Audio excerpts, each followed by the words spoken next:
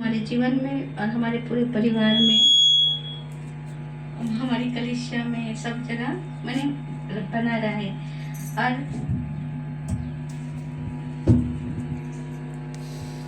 Thank you, हम धन्यवाद देते हैं प्रभु को, क्योंकि वो हमारे क्या बोलेंगे, हमारे प्रतिदिन कार्यों में सहायता मदद करते हैं, हमें बल देते हैं, ताकत देते हैं। जो भी हमने एक हफ्ता में हमारे जीवन में जो भी आशीषें मिली हैं परमेश्वर की तरफ से मिली है, उसके लिए बहुत बहुत धन्यवाद देते हैं। प्रॉब्लम्स, डिफिकल्टीज आते रहती हैं, लेकिन अपने आप को हिम्मत बांध के रखना है और गिरना नहीं है। शैतान बहुत कोशिश करेगा गिराने के लिए, किसी के थ्रू, कोई भी इंसान के थ्रू, और कोई भी आपको डगमगाने की आप भटक जाएं और परमेश्वर के वचन पे ना चले। कभी कभी होता है ऐसा कि आप जिसके साथ ठीक है संगति में है, कर रहे हैं, तो कोई दूसरा कोई चाहेगा कि उस संगति को बिगाड़े, चाहेगा कि वो मसीह में आगे नहीं बढ़े और उनका मन भटक जाए। और कुछ बहुत सारा शैतान की तरफ से होता है, जो गलत गलत विचार जो मन में डाल देते हैं, किसी के प्रति गलत गलत विचार, तो वो चीज शैतान की तरफ से होता है।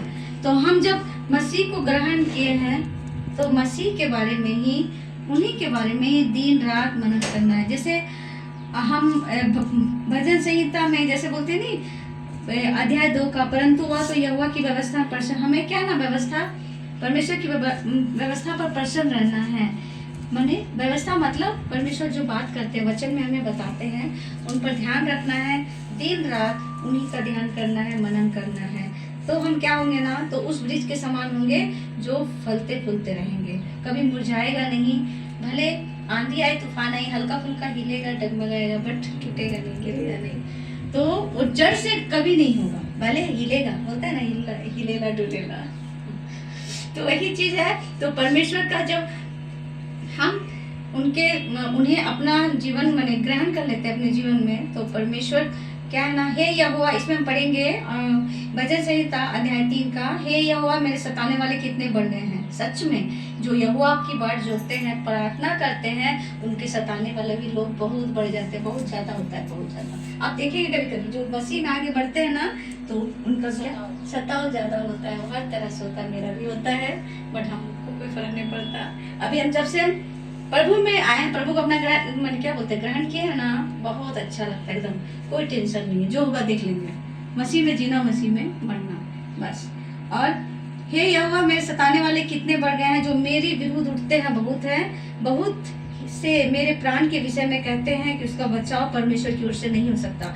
बहुत लोग बोलते हैं, मेरे घर वाले ही, मेरे परिवार वाले, मेरे देवर लोग बोलते हैं, क्या आप वहाँ जा रहे हैं, एक प्रोटेस्टेंट का रोमन कैथोलिक चर्च नहीं जा रहे हैं, क्यों आप काश बदल लिए, ऐसा बदल, मैंने सताने वाला वो हो गया, वो मेरा, मैंने यीशु के बारे में बोलो, क्योंकि वो बोल रहे, क्योंकि वो अज्ञान है, उसको यीशु के बारे में कुछ भी नहीं पता। जो किसी को कुछ पता नहीं रहता है ना, तो दूसरों के अगेंस्ट उल्टा पुल्टा बात बोलेगा। जब आप प्रभु में होते हैं, तन मन धन सब कुछ दे देते हैं, पूरा 100% ना, सर से लेके पांव तक, एक नेगेटिव, एक गलत चीज भी आपको सोच में नहीं आएगा। वो मेरा दिमाग में कभी नहीं होता, एकदम मन साफ है, और हर किसी के लिए भी साफ है।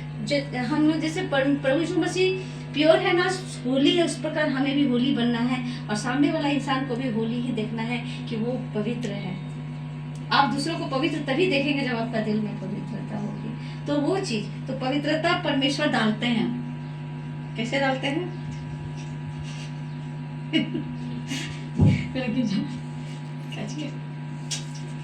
सॉरी, उसको ना बांधना चाहिए।